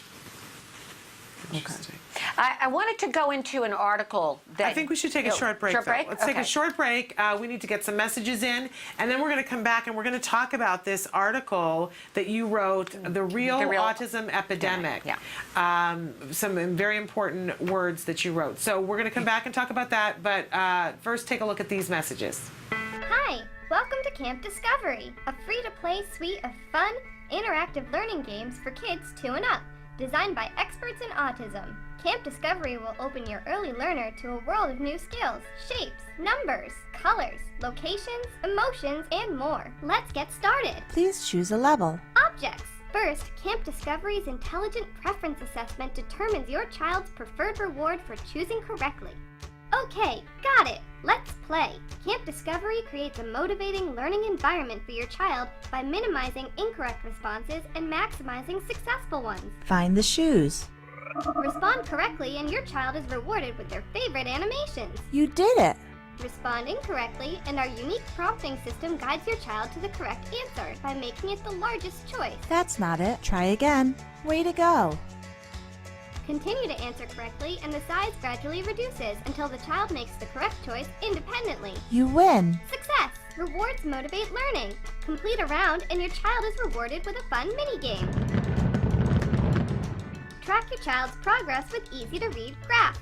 Multiple settings options allow you to customize Camp Discovery to your child's unique needs. All this in one single app, the Camp Discovery app, available for free on iTunes, Google Play, and Amazon Store.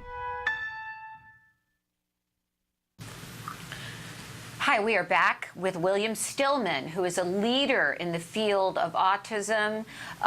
William Stillman has Asperger's. He has authored 10 books about special needs parenting and our kids, and he is here today. We've been talking about his book, Autism and the God Connection, and recently, Bill, it was brought across my desk, a blog that you had written called The Real Autism Epidemic. And I want to just kind of synthesize a couple of things you said here and then just get your reaction and have you really give your point of view. Sure.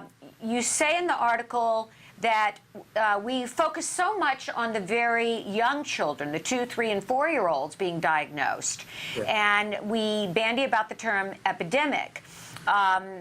And you say the term epidemic evokes the thoughts of a plague or a scourge, which autism most certainly is not.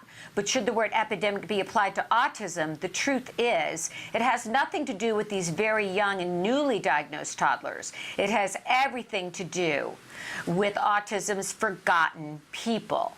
Who are those forgotten people, Bill? And tell us why. You're looking at them. Okay. The adults. And you know, Nancy, before we went to break, you asked the question, have I seen anything changing in the field? And I had to regretfully respond, you know, not much. And this article was actually written about 7 or 8 years ago. And I just decided to, you know, dust it off and put it back out there again. And it's still valid. I'd like to think the points that I raise in the article are still valid. You know, once a child who is in the service system ages out, the bottom drops out. And there is very, very little out there in terms of services and supports other than some, you know, rather archaic models that were created for the mental retardation system. And so, you know, you were talking about innovations and looking ahead to the future and changes and so on. We're behind the 8 ball at this point, and we really need to be looking at ways in which we can be developing people's gifts and talents, channeling those into viable employment opportunities, supporting people to realize that they do have self-worth, that they are valued members, that they're entitled to the space that they occupy, such that they don't have to succumb to depression or self-medicating in ways that turns into addictions or harming themselves. We want people to develop meaningful relationships and friendships and, surprise, surprise, romances. And we want people to live fulfilling lives in the way that every single one of us has the right to pursue. And as I said, I regret that we have a lot of work ahead of us. It is very concerning that you say, you know, so dehumanized are so many of these young adults. Their struggles with addiction to nicotine, alcohol, marijuana, how they are grappling with acute anxiety, post-traumatic stress disorder, debilitating depression, and so vicious a descending spiral that some attempt to end their pain by taking their own lives. And we hear these stories time and time again, despite the gifts that some of these individuals have. Bill, do you see, what would you see as, I know this is a huge issue. This is like, well, how do you solve global warming? But what are some steps that we can all take to help this real epidemic? First of all, I'm on the verge of tears because listening to you read that portion of the article, and I haven't actually read it myself in a long time. I just kind of put it back out there without really reading it.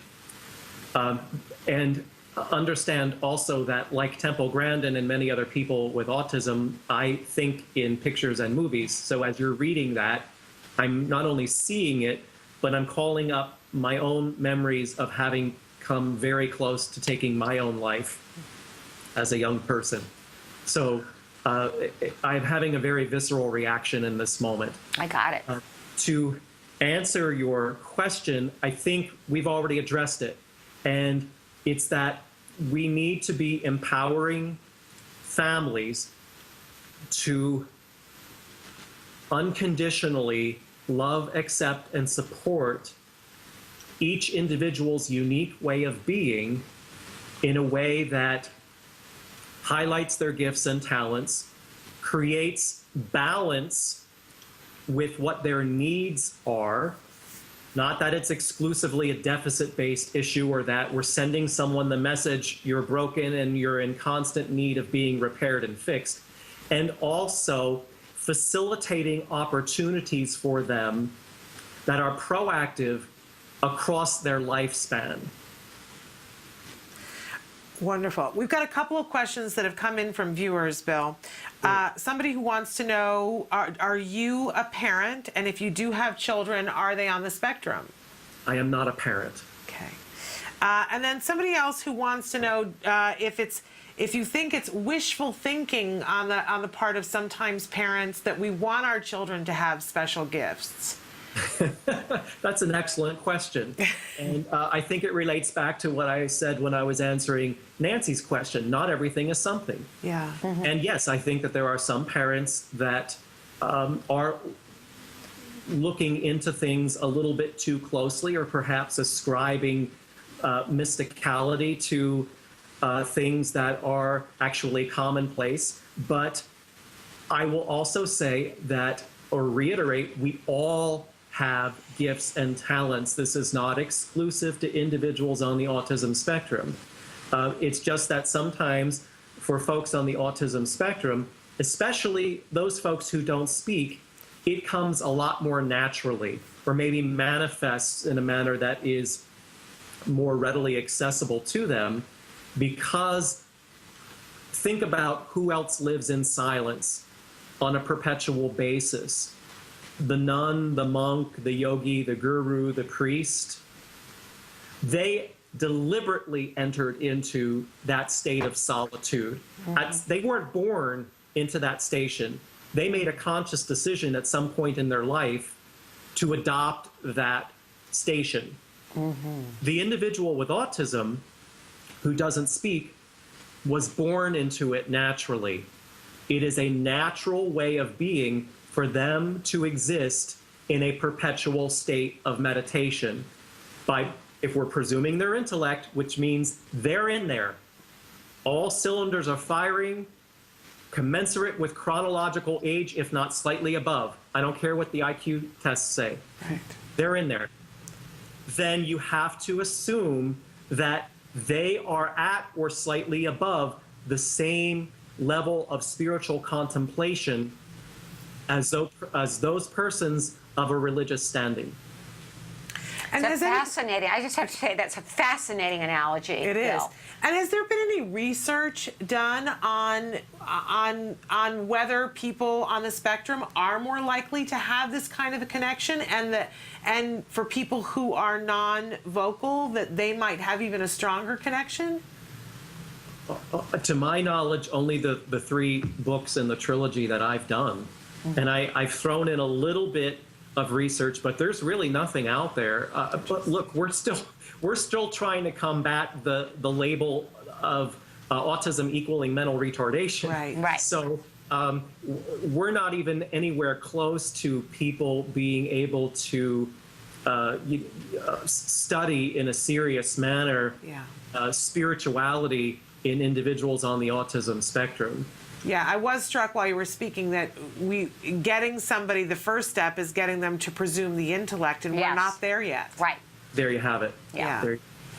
So it's clear we've got a long way to go, but we have a lot of gifted leaders like you, Bill, out there in the world doing this work, where parents can come and individuals can come to learn more about you by visiting your website. I know you do a lot of conferences and seminars, and how do people find out about those? Just go to your website?